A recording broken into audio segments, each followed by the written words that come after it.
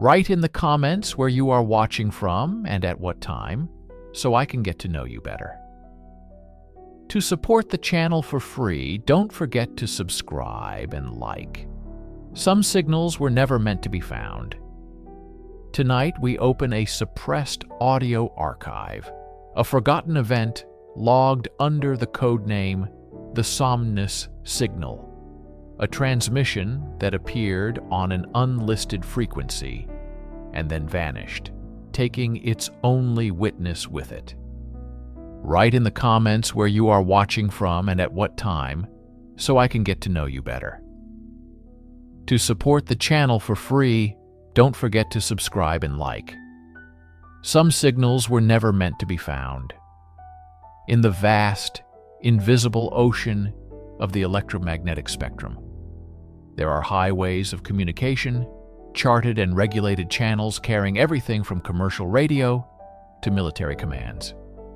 But there are also silent, empty spaces, dead zones, frequencies designated as null, buffers between the cacophony of human broadcast. Among signals intelligence professionals during the height of the Cold War, there was a whisper, an almost superstitious rumor, of a place called Frequency Zero. It wasn't a real frequency, not in the technical sense. It was a theoretical dead end, a spectral anomaly, where the laws of physics seemed to dictate that no signal could propagate, let alone originate. It was the absolute bottom of the dial, a wall of pure, unblemished static. For decades, it was exactly that, a void. But on a frigid night in the winter of 1977, the void spoke. The concept of a transmission from a non-existent frequency is a paradox that defies conventional science. Radio waves require a carrier frequency to travel, a specific, measurable wavelength. Frequency zero was the conceptual absence of that carrier. Any attempt to tune to it would be like trying to sail a ship on a sea that wasn't there. Yet, the legends persisted in hushed tones within concrete listening posts and secure communication hubs. Operators would sometimes dare each other to scan the lowest possible bands, pushing their equipment to its absolute limit, searching for the ghost in the machine. They always found nothing. This only solidified its mythic status. It was the electronic equivalent of a ghost story, a tale told to unnerve new recruits on the night shift.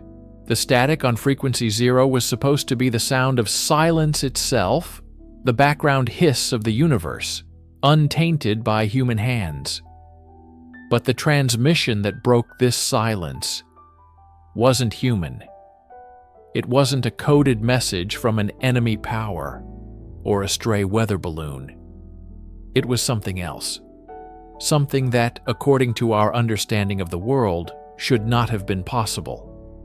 This is the story of that impossibility. A signal that clawed its way out of nothingness. Recorded by one man in a concrete tomb at the edge of the world. A signal that was logged, classified, and then buried so deep that the agency responsible would deny its very existence.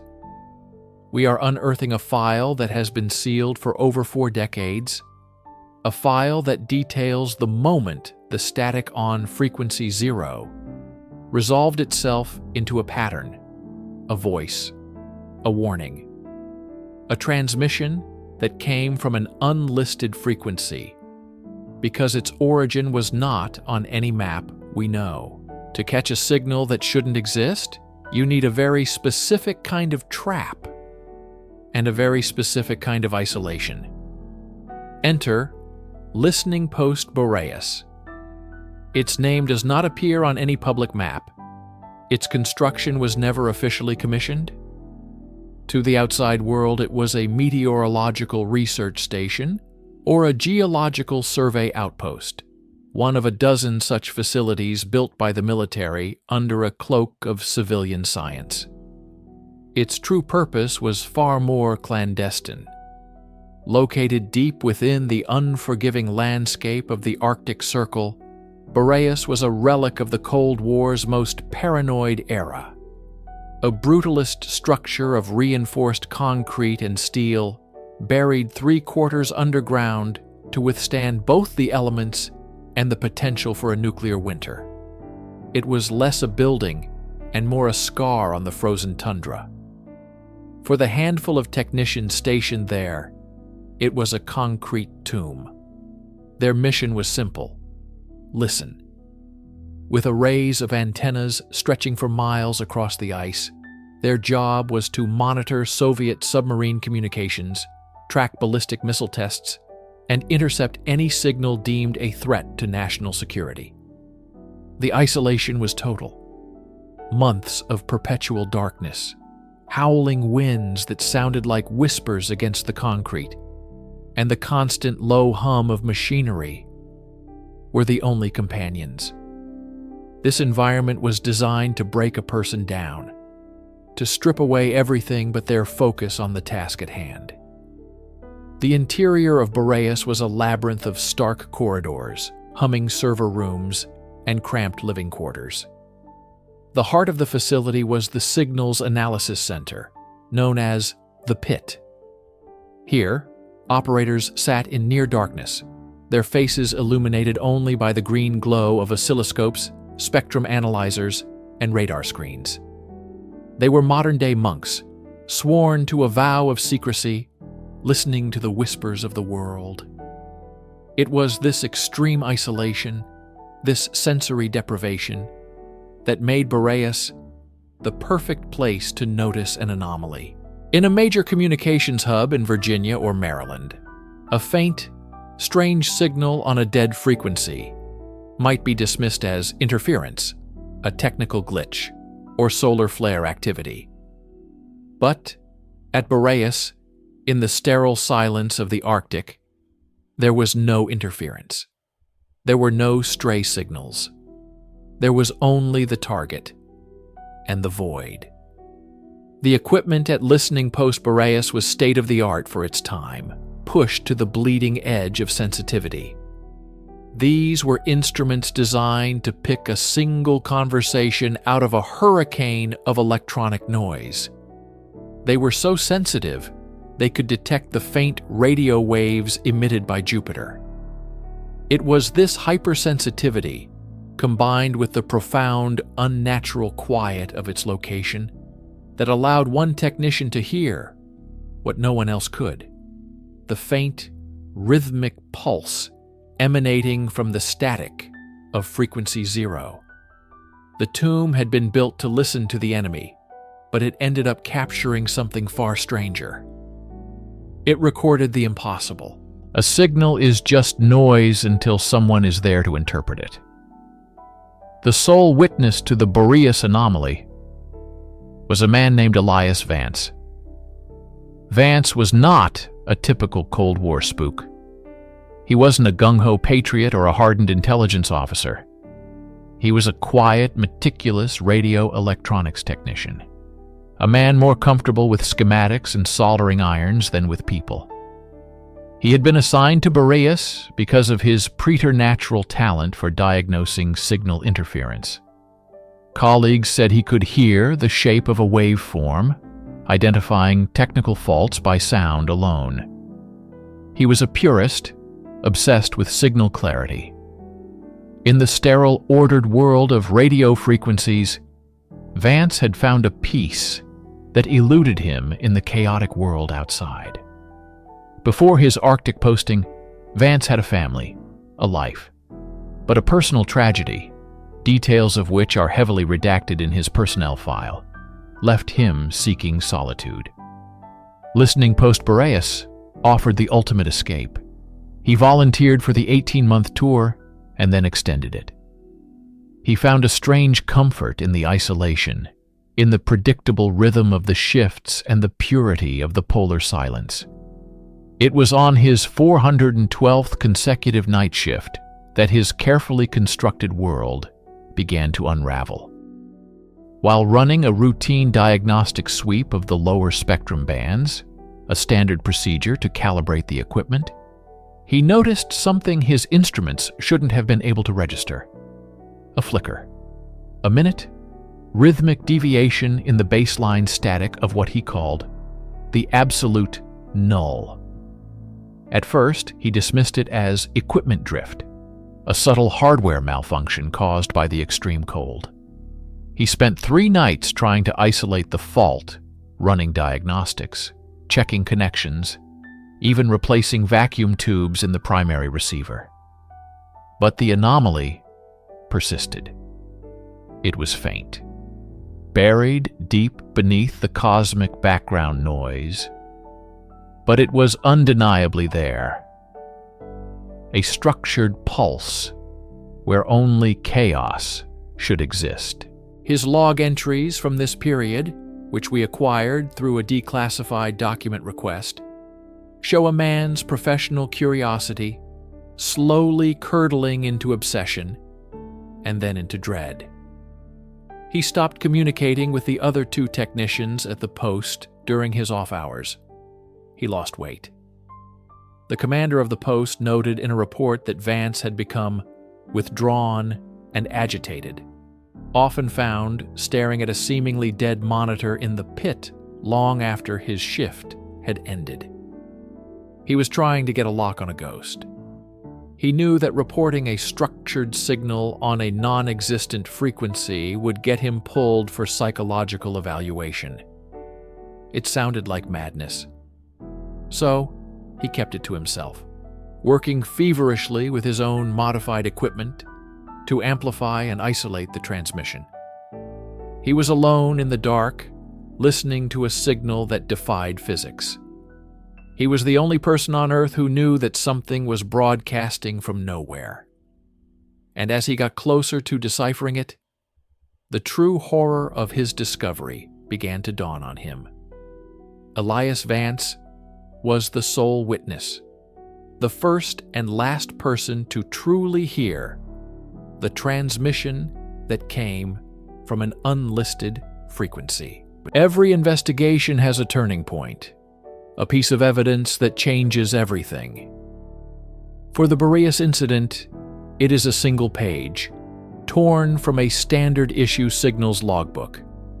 The entry is for 04:44 hours local time. The handwriting belonging to Elias Vance is a frantic, barely legible scrawl, a stark contrast to his usually pristine script. This is the moment he finally captured it. The 4:44 a.m. entry begins with technical data. Signal lock achieved. Carrier freq null. Amplitude modulation detected, pattern non-sinusoidal. Source coordinates. Undetermined. Negative parallax. This last note is chilling. Negative parallax would imply the signal was originating from everywhere and nowhere at once, an impossibility for any physical transmitter. But it's the section below the technical notes that has been the subject of intense debate among the few researchers aware of this file. Under the heading Signal Content, Vance did not write words or numbers. He wrote a description. It's not a voice, it's the shape of a voice, a memory, sounds like static, folding into a whisper. It knows my name, it knows what happened to Sarah.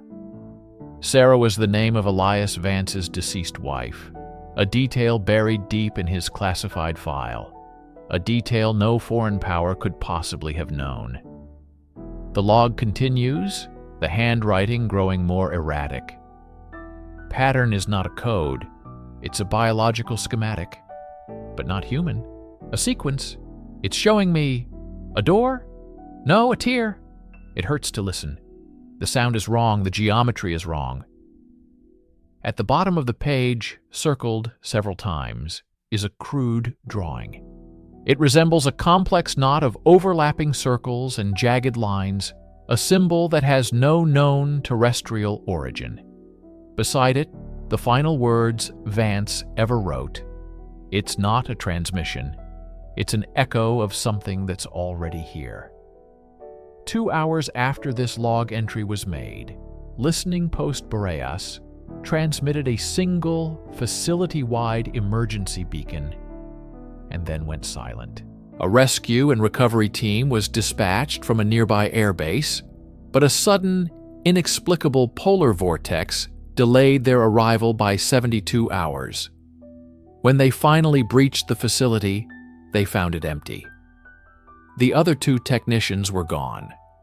All magnetic tapes, logbooks, and records from the pit had been incinerated in the facility's high-temperature disposal unit. All that is, except for one page, the 4:44 a.m. entry, which was found lying on the floor, as if it had been left there deliberately. Of Elias Vance, there was no trace. The official report states that Vance suffered a severe psychotic break due to extreme isolation, murdered his colleagues, destroyed the records, and fled into the Arctic wilderness, where he presumably perished. Boreas was officially decommissioned a week later, its existence scrubbed from records. But the story doesn't end there. The questions remain. What was the transmission that Elias Vance heard? Was it a message, a weapon, or something far stranger? And what did he mean by an echo of something that's already here? The 4:44 a.m. log entry is the only surviving testament to a signal that came from nowhere, a signal that erased the man who found it, and a signal that suggests the silence between radio stations may not be as empty as we believe. Write in the comments where you are watching from and at what time so I can get to know you better. To support the channel for free, don't forget to subscribe and like. There are whispers on the wire that were never meant for human ears. What Elias Vance and his small, underfunded team at the Oak Haven Radio Observatory captured wasn't just noise, it was architecture.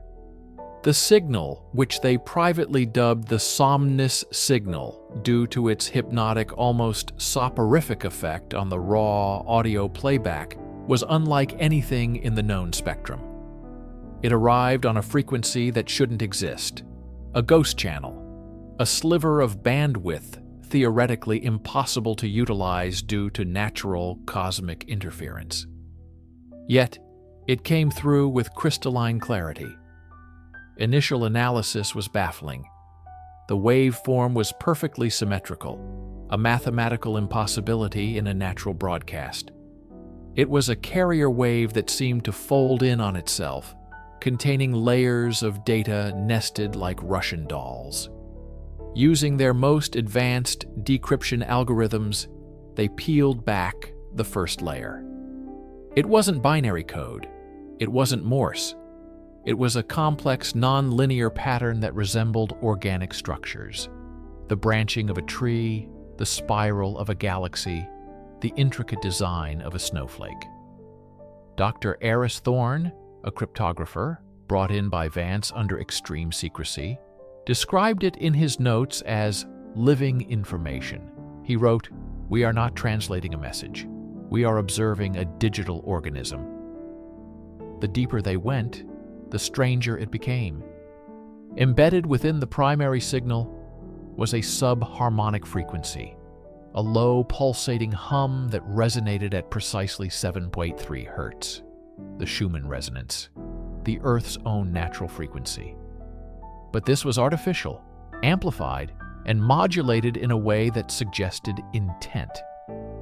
When isolated and played back in the lab, this subharmonic caused immediate and profound effects.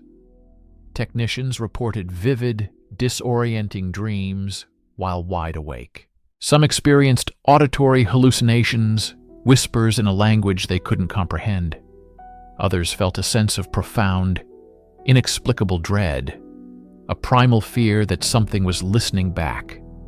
The signal's core component, the message itself, remained locked away. But its container, the very structure of the transmission, was a technological marvel that surpassed public knowledge by decades, perhaps centuries. It was a key without a lock, a language without a Rosetta Stone, and it was actively affecting the minds of those who studied it. Elias Vance became obsessed, working around the clock, his notes becoming more erratic.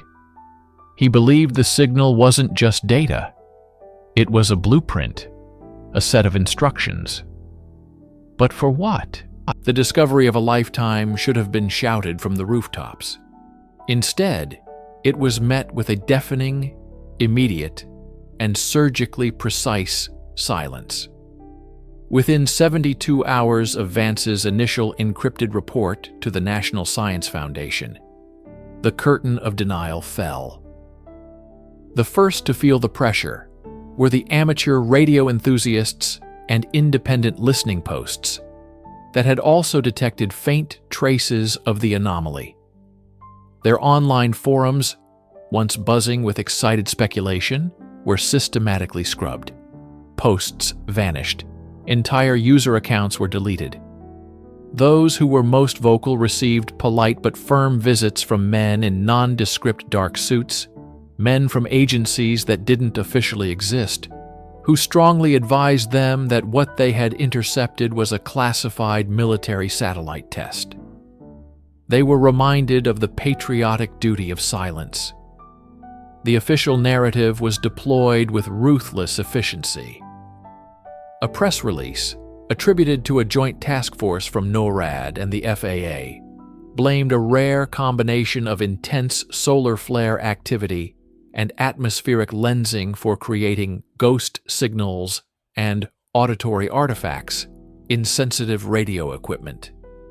It was a plausible, scientifically sound explanation that satisfied the mainstream media, who reported it once and then moved on. It was a perfect piece of misdirection, a technical smokescreen to hide an impossible truth. But for those who knew, it was a lie. The Somnis Signal bore none of the chaotic hallmarks of solar interference. It was ordered, complex, and intelligent. The few journalists who tried to dig deeper found their sources suddenly unwilling to talk, their access to observatories revoked, and their inquiries redirected through endless loops of bureaucratic red tape. A promising story became a dead end. Vance's own institution, Oak Haven Observatory, was placed under an immediate and indefinite security review. Federal agents secured the facility, all data was confiscated, and the entire staff was forced to sign expanded national security non-disclosure agreements, gag orders so restrictive they couldn't even confirm they had been working on the project. The message was clear. What you heard, you did not hear. What you saw, you did not see. The transmission from the unlisted frequency was not a discovery. It was a state secret. Elias Vance was a brilliant scientist, but a poor soldier. He could not comprehend burying the most significant discovery in human history. As Project Nighthush dismantled his life's work around him, he fought back, not with force, but with knowledge. He knew his official records were being erased, so he created his own clandestine archive. He encoded his most critical findings into astronomical datasets, hiding them in the noise of distant pulsars. He mailed cryptic notes and data fragments to trusted colleagues, sent from different post offices across 3 states. He was creating a distributed backup of his research, a breadcrumb trail for anyone who knew how to look. His last few weeks were a portrait of a man under siege. He changed the locks on his home. He worked only on an air-gapped computer, disconnected from any network. His phone calls became clipped and paranoid. In his final confirmed conversation, a frantic call to his former mentor, Dr. Alistair Finch, he was recorded saying, "It's not a message, Alistair. It's an activation key. They're not trying to stop it from being heard. They're trying to stop it from being understood. It's not for us. It's for something in us." That was on the evening of October 17th. The next morning, Elias Vance was gone. There was no sign of forced entry at his home. His car was still in the driveway. His wallet and keys were on the kitchen counter. Everything was perfectly normal, except for two things. First, his hidden home office, the nerve center of his secret research, was completely empty. Not just the computer and notes, but the desk, the chair, the bookshelves, all gone, leaving only faint indentations in the carpet. Second, on the dusty blackboard in his garage, where he often worked out complex equations, was a single, elegantly drawn diagram. It was the waveform of the Somnis Signal. The cleanup was almost perfect. The official police report listed Elias Vance as a missing person, likely having walked away due to extreme work-related stress. Project Night Hush had its final piece in place. The man who understood the transmission that came from an unlisted frequency had vanished from the face of the earth, becoming as much of a ghost as the signal he had discovered. Write in the comments where you are watching from and at what time so I can get to know you better. To support the channel for free, don't forget to subscribe and like. Some static never fades. In the quiet world of radio astronomy, names are etched in data in the faint whispers of distant stars. But some names are not etched. They are scrubbed, burned from the record, with a precision that speaks not of clerical error, but of deliberate, meticulous erasure. Such is the case of Dr. Elias Vance. Before the incident, he was a rising star at the now decommissioned Black Creek Radio Observatory, a man whose colleagues described as being attuned to the silence between the stars. He was a purist, a listener. His obsession wasn't with finding extraterrestrial life, but with understanding the fundamental background noise of the universe. In late 1987, he found something in that noise that should not have been there. On an unlisted, supposedly inert frequency, a slice of the spectrum reserved for deep space telemetry calibration, he detected a signal. It wasn't a beacon. It was structured, complex, and deeply unsettling. His personal logs, the few pages we managed to recover from a source I cannot disclose, describe it as a mathematical lament. For weeks, Vance worked in secret, rerouting arrays, dedicating all his processing power to this one phantom transmission. He told no one. His notes grow increasingly erratic. He mentions recurring numerical sequences, a non-repeating pattern that seemed to mimic organic growth. Then, on October 12, 1987, his logs stop. The final entry is a single, hastily scrawled phrase. It knows I'm listening. The next day, Elias Vance was gone. This was not a simple disappearance. This was an excision. When we began our investigation, we expected to find a paper trail. We found a void. The Black Creek Observatory's employment records for 1985 through 1990 are missing, officially attributed to a records fire in '92, a fire for which no incident report exists. His university transcripts from Caltech are sealed under a federal judiciary order, an unprecedented move for a simple academic file. We found no birth certificate, no driver's license, no social security number. We hired a genealogist who traced his family line back 3 generations, but the branch simply ends. Elias Vance, a man who lived, breathed, and contributed to a significant scientific field, has been rendered a ghost. It's as if the universe itself was edited to remove him. But they missed something. In the sub-basement of a county records building, misfiled under a different name, was a property deed for a small off-grid cabin Vance owned deep in the Nevada desert. It was there, under a loose floorboard, wrapped in lead foil, that we found it. A single leather-bound notebook. Most pages were filled with equations that our experts still can't decipher. But on the last page was a hand-drawn map. It was a triangulation chart for a signal. A signal whose point of origin was not in the sky, but deep within the Earth. In the world of signal intelligence, triangulation is doctrine. It is the fundamental process of locating a source. With 2 receivers, you get a line. With 3, you get a point.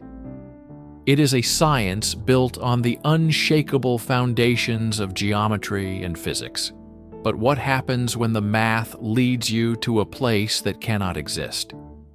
After Vance's disappearance, a clandestine task force, known only by the codename Project Apparition, was formed.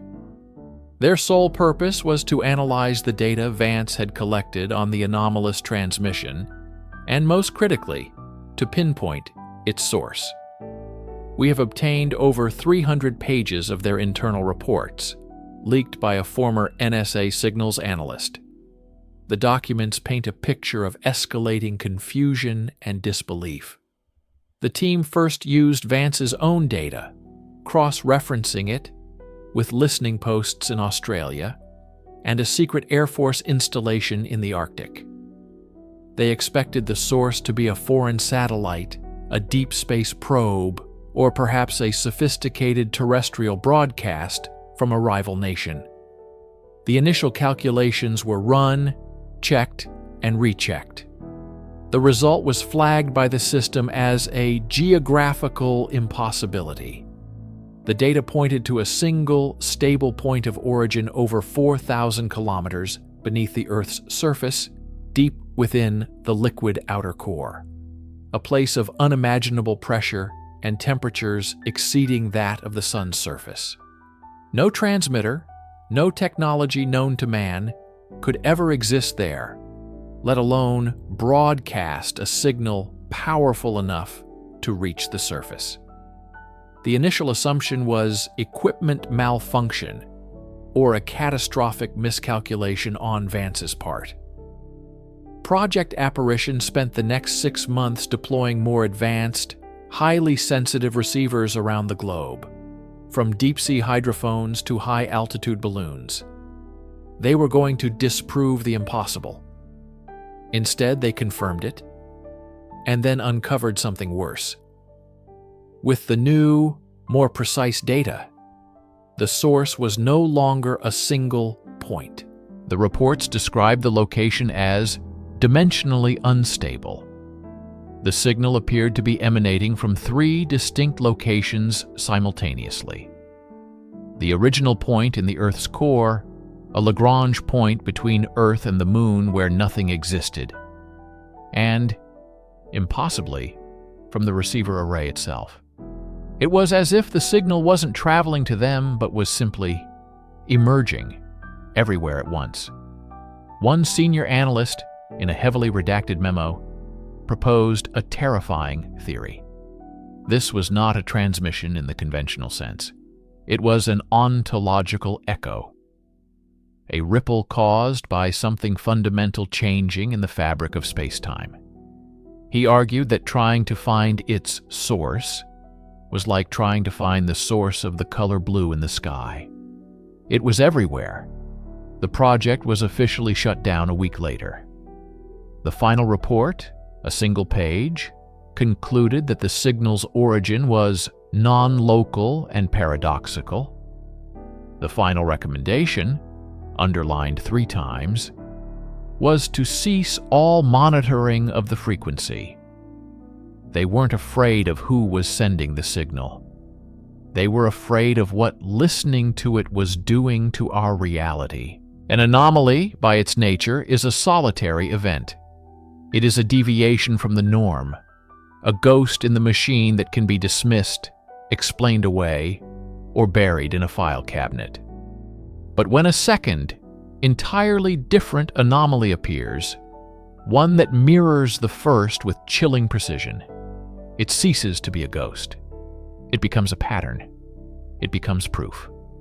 On May 19, 1991, nearly 4 years after Elias Vance vanished, every satellite in the Global Positioning System network simultaneously went offline. For 77 seconds, the entire planet was navigationally blind.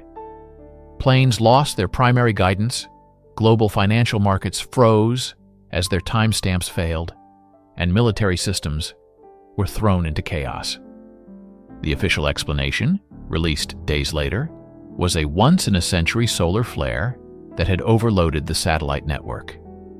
It was a clean, plausible explanation. It was also a lie. Deep in a data analysis center for the U.S. Geological Survey, a junior seismologist named Dr. Elena Flores was monitoring tectonic activity. She was not concerned with the satellites above. Her focus was on the ground beneath. During that same 77-second window, her instruments across the globe lit up. It wasn't an earthquake. There was no epicenter, no shockwave.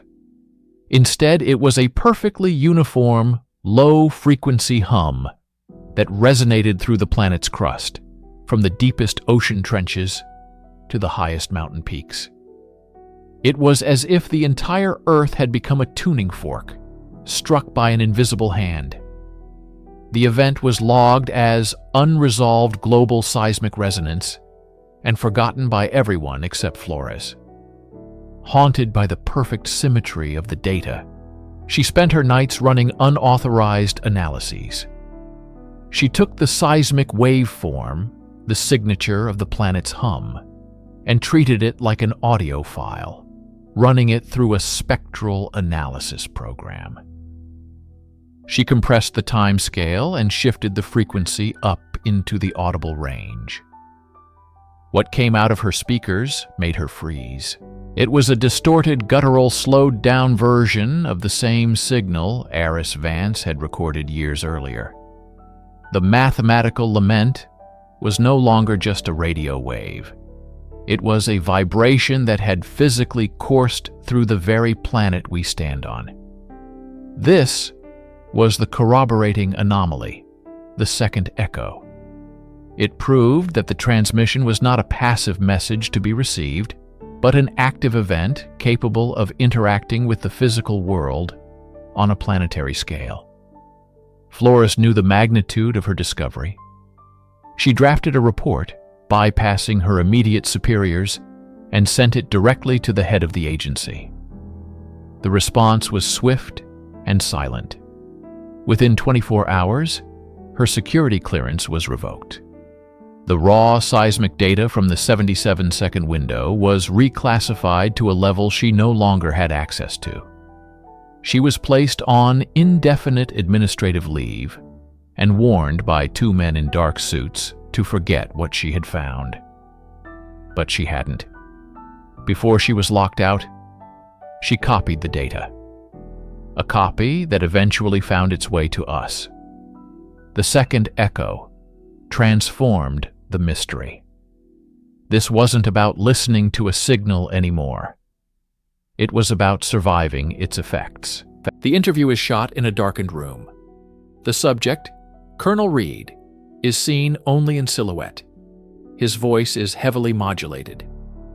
For months, we pursued whispers of a secret program. A program designed not to study the signal, but to contain it. Most doors were slammed in our face, but one opened. We were contacted by a man claiming to be a retired Air Force colonel who served as a director for the program. He agreed to speak on the condition of absolute anonymity. We will call him Colonel Reed. You call it Project Apparition. That was an early designation, a placeholder. By the time I took over, it was known as the Chimera Directive. Because we weren't dealing with one thing, we were dealing with a beast of many parts. Radio signals, seismic events, temporal distortions. You have no idea what we were logging.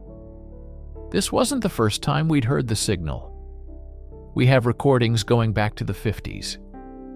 Faint whispers picked up by old vacuum tube listening stations. We called them ghost echoes. But the Vance signal in '87, that was different. It was loud. It was clear.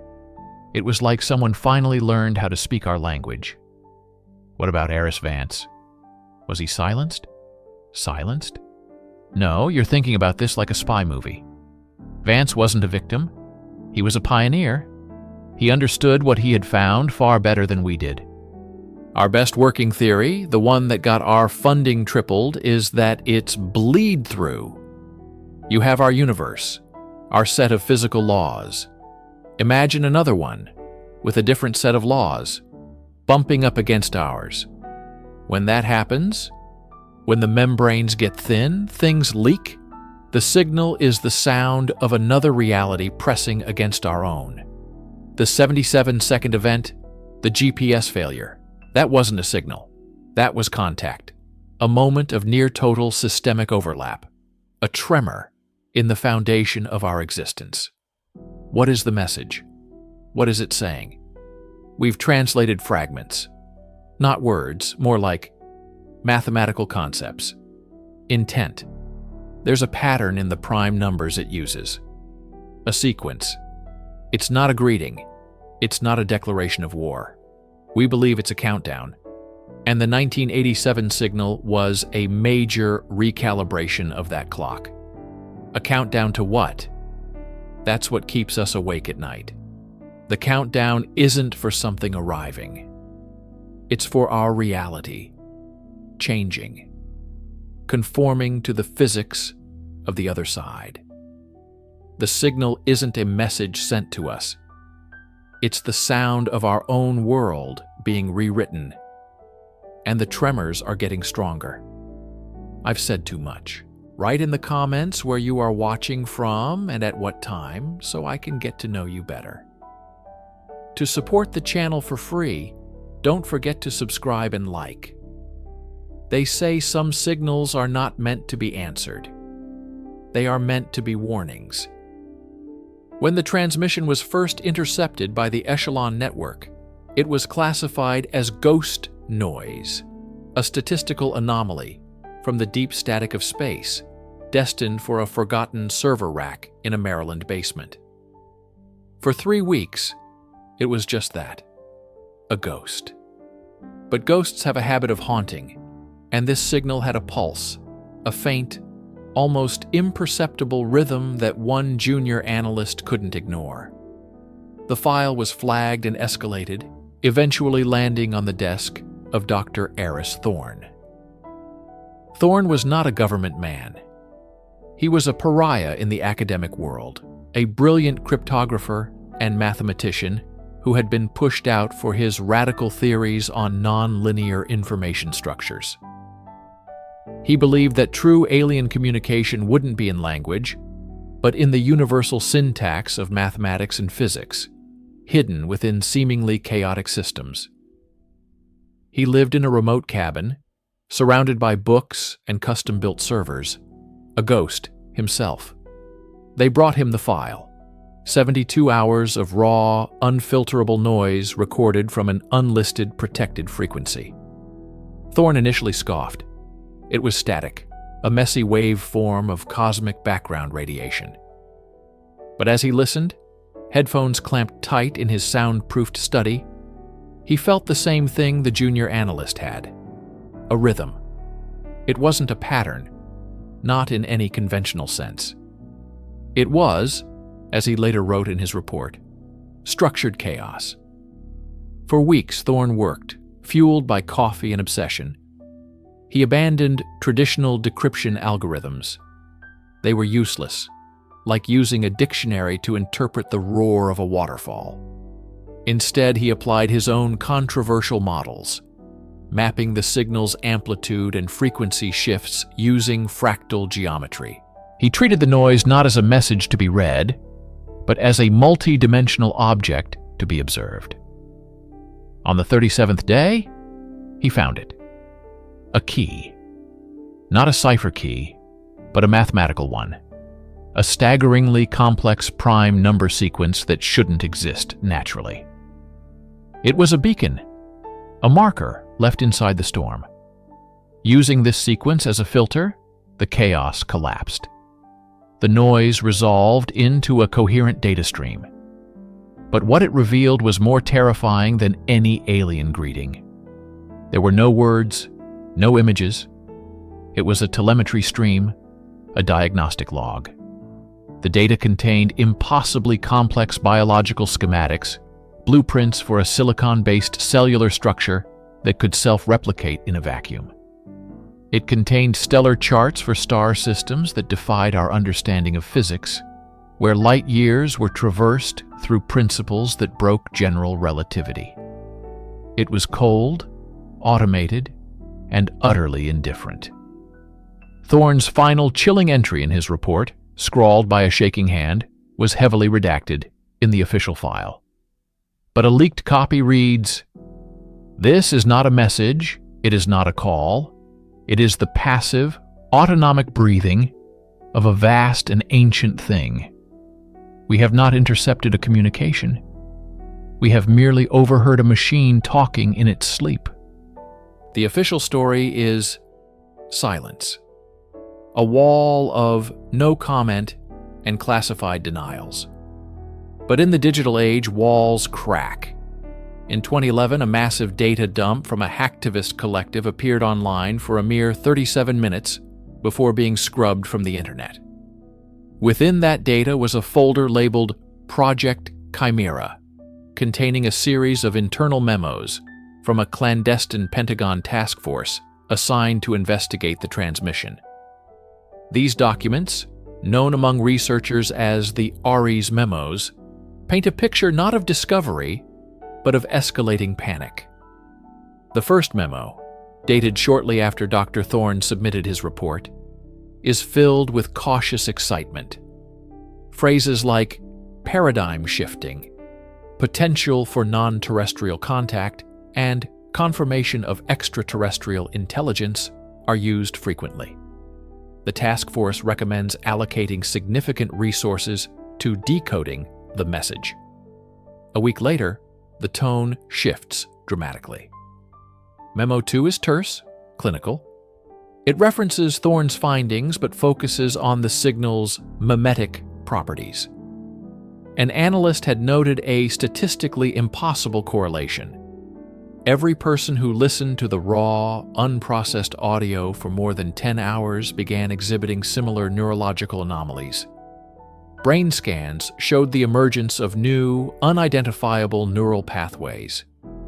The memo states, "This is not a message to be decoded. It is a vector to be contained." By the third memo, the language of science is replaced with the language of quarantine. The transmission is redesignated from an intelligence signal to a bio-acoustic contagion. The memo references the Vostok 7 incident, confirming the task force had access to classified Soviet files. They understood the connection. A chilling paragraph, partially redacted, reads, "The Soviet hypothesis was correct. The signal acts as a catalyst on latent genetic material. It does not communicate, it rewrites." The documents reveal the existence of a secret biolab in the Nevada desert, where the task force attempted to study the signal's effects. The logs are horrifying.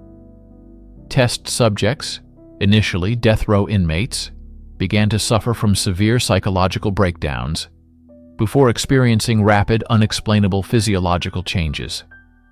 The final accessible memo is a single page, a desperate plea from the project's director to the Joint Chiefs of Staff. It is almost entirely blacked out, but the few visible words are the most terrifying of all. Self-organizing complexity no longer requires the signal. Recommend immediate activation of Chimera protocol.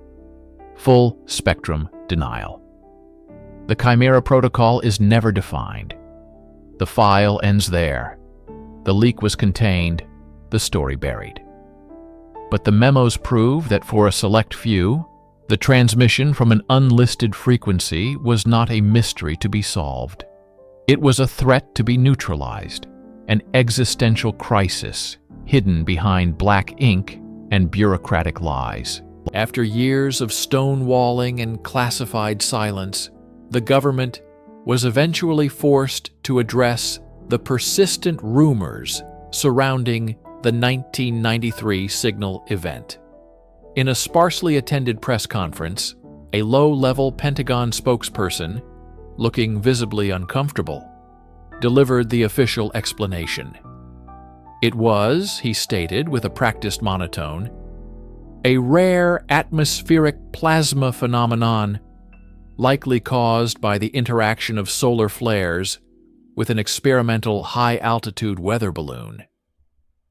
The signal, he explained, was nothing more than the balloon's telemetry data being anomalously reflected and distorted by this plasma event. The explanation was simple, boring, and scientifically plausible enough to satisfy a public with no reason to dig deeper. But for those who had seen the evidence, the story was not just a lie. It was an insult. Let us deconstruct this official narrative. Solar flares. Archival data from the National Oceanic and Atmospheric Administration shows that the Sun was in a period of exceptionally low activity. During the 72-hour window, the transmission was recorded. There were no significant solar events. An experimental weather balloon? The signal's power and stability were immense. It maintained a consistent, unwavering frequency for 3 days straight. No balloon, experimental or otherwise, possesses a power source or transmission array capable of such a feat. Furthermore, its calculated trajectory was stationary, a physical impossibility for any lighter-than-air craft.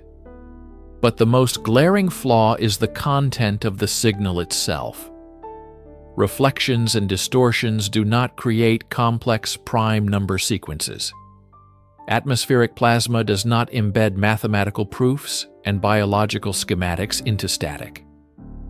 The weather balloon story is a classic tool of disinformation. Its purpose is not to be believed by experts, but to create a mundane, easily digestible narrative that terminates public curiosity. It's a bureaucratic dead end. The Roswell weather balloon story of 1947 served the exact same purpose. But we must ask a more profound question. Why this specific lie? Why not blame a foreign power's satellite or a technical malfunction? The choice of a weather balloon may, in itself, be a signal. Within the intelligence community, certain phrases act as code.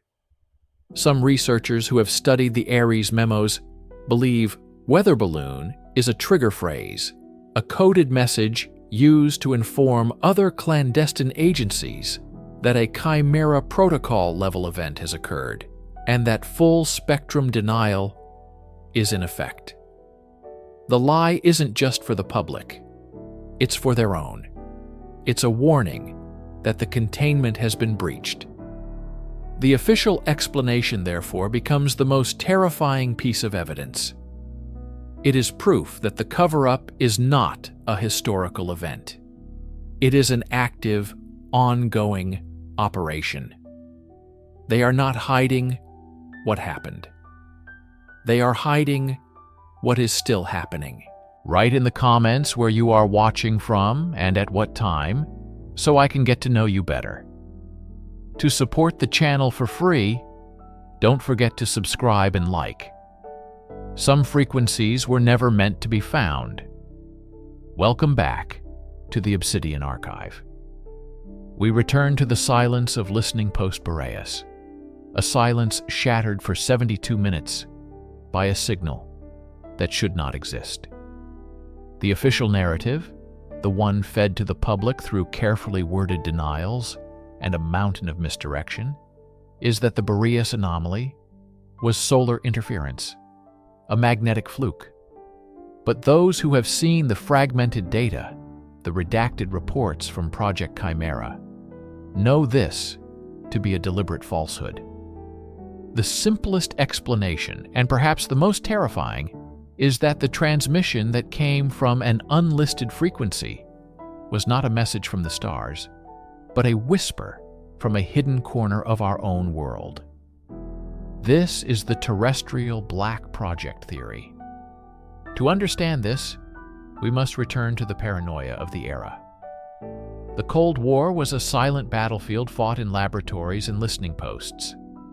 Governments poured billions into esoteric projects, seeking any conceivable edge.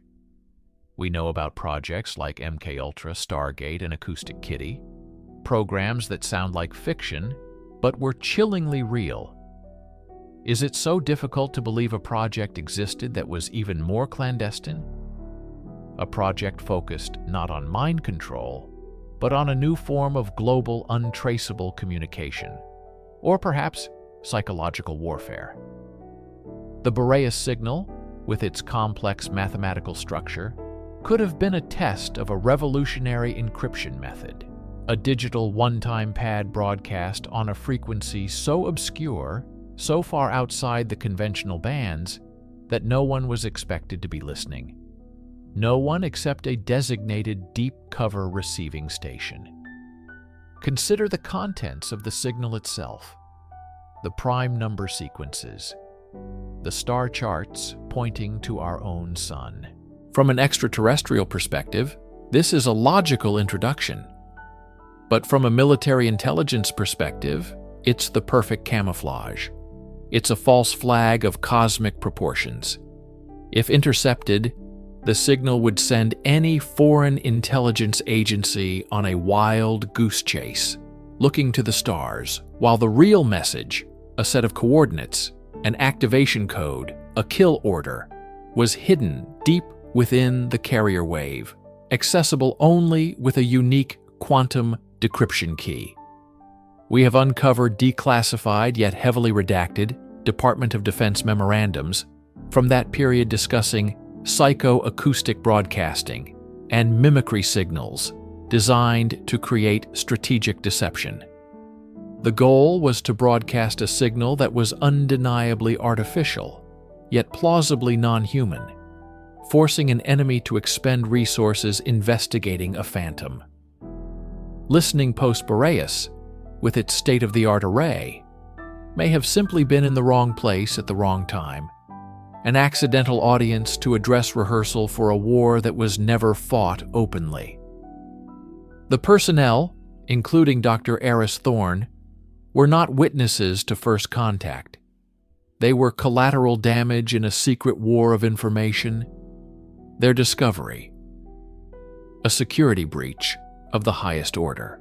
If the signal was not of this earth, then we are forced to confront a possibility that is both magnificent and terrifying. We must consider that for 72 minutes, Listening Post Boreas became the most important place in human history. This is the second theory. The transmission was a genuine, targeted message from a non-human intelligence. It was a knock on the door from the cosmos. Proponents of this theory argue that the very characteristics that make the signal a candidate for a black project are the same ones that scream extraterrestrial. The use of prime numbers, a fundamental mathematical constant, is precisely what scientists like Carl Sagan predicted an alien intelligence would use to establish a common ground, the universal language of mathematics. The signal was not hidden. It was broadcast with immense power, but on a channel we weren't conditioned to check. It was a message in a bottle thrown into an ocean we were only just beginning to map. Let's analyze the transmission structure from this perspective. It wasn't just a signal, it was a carefully constructed lesson. It began with basic mathematics, then progressed to the chemical composition of its senders, and finally provided a star map. But this map was not just a simple return address. Declassified analysis from Project Chimera, leaked by an anonymous source, suggests the map depicted not just the origin star system, but also our own, Sol, viewed from an external, galactic perspective. It was a profound statement. We are here, and we know you are there. The signal's carrier wave also exhibited properties that defy our current understanding of physics. It showed no discernible Doppler shift, the stretching or compressing of a wave as the source moves relative to the observer. For a signal traveling across interstellar distances, this is considered impossible.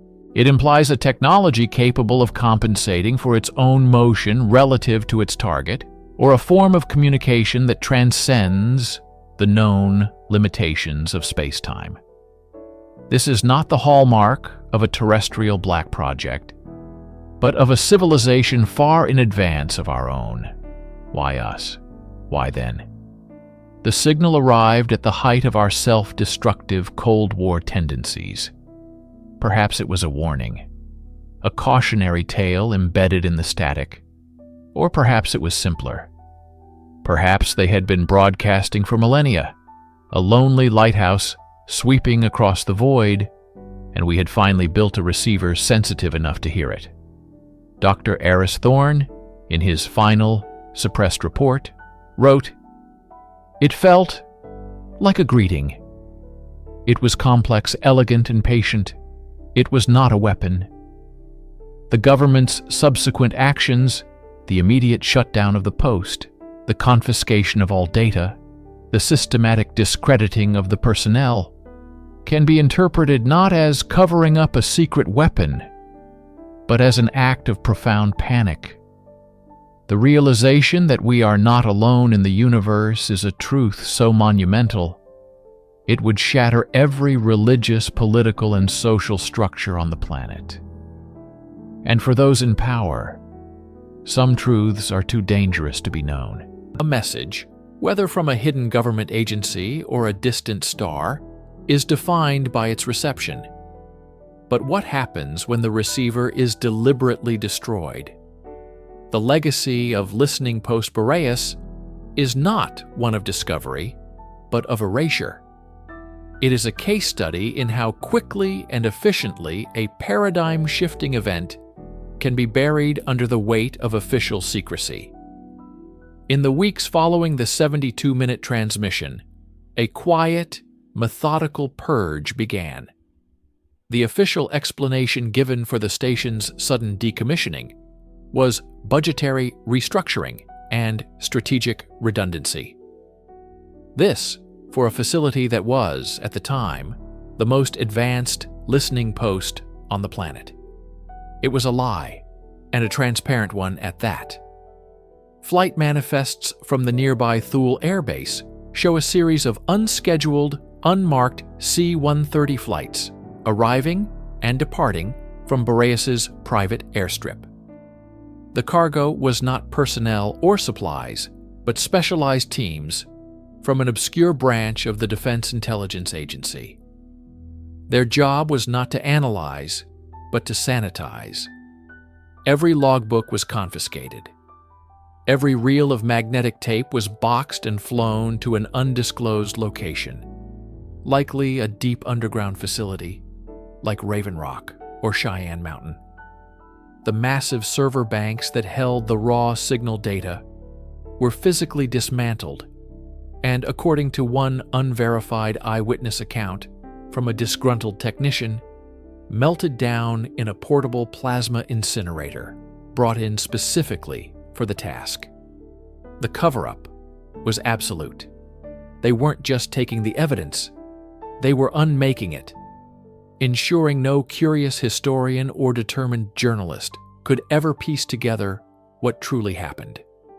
The human cost was even more severe.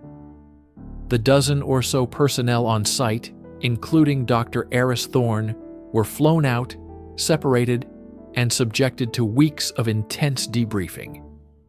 They were forced to sign lifelong non-disclosure agreements under threat of treason charges.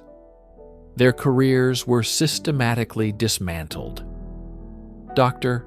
Thorne, a brilliant astrophysicist on the fast track to a Nobel Prize, was reassigned to a windowless basement office at the Pentagon, tasked with archival atmospheric data analysis, a career death sentence. Others were medically discharged for psychological instability or simply vanished from the public record. This was a classic containment strategy. By isolating the witnesses and discrediting them professionally, the architects of the cover-up ensured that any future testimony would be dismissed as the ramblings of conspiracy theorists or disgruntled ex-employees. The station itself, Listening Post Boreas, was abandoned to the brutal Arctic elements, a ghost of steel and concrete slowly being swallowed by the ice, its secrets frozen in time. Its legacy is a warning. The greatest discoveries can be instantly transformed into the most dangerous secrets, and the machine of national security is designed to grind such secrets, and the people who keep them, into dust. We are left decades later in the quiet hum of the aftermath. The primary evidence is gone. The witnesses have been silenced by time and threats. Listening Post Boreas is a frozen tomb. And yet, the question lingers, echoing in the static between stations. Was it a message from us, or a message from them?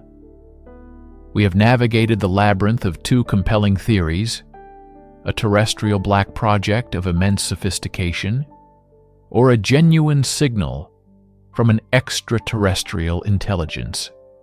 Both paths lead to the same destination: a cover-up of unprecedented scale, a truth deemed too dangerous for public consumption. Perhaps the distinction no longer matters. The act of concealment itself is the story. The fact that a power exists that can detect such a profound event and then methodically erase it from history is in itself a revelation as unsettling as the signal's content. The transmission that came from an unlisted frequency has become a modern myth, a legend whispered among amateur radio operators, astrophysicists, and conspiracy researchers. They call themselves Boreas Listeners. They scan the dead bands and the unlisted frequencies, hoping to catch an echo, a repeat of the 72-minute broadcast. They analyze old data, searching for patterns that official channels missed. They are the digital archaeologists of a lost moment, sifting through the noise for a whisper of truth.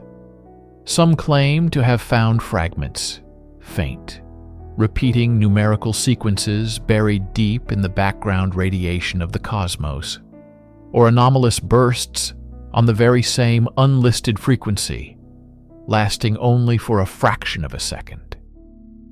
These claims remain unverified, but they fuel the enduring belief that the signal was not a one-time event. Ultimately, the story of the Boreas transmission is not about finding an answer. It is about the significance of the question itself. It forces us to confront the boundaries of our knowledge and the uncomfortable reality of the secrets held in the shadows of power. Dr.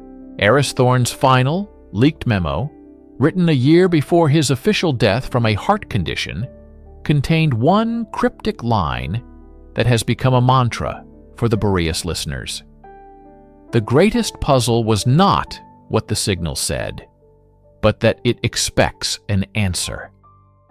This is the true, chilling legacy of Listening Post Boreas. The transmission may have ended, but a question was put to humanity. It hangs there, in the cold, silent void, waiting. And we are left to wonder what will happen if, one day, something decides it has waited long enough. The archive is never truly closed.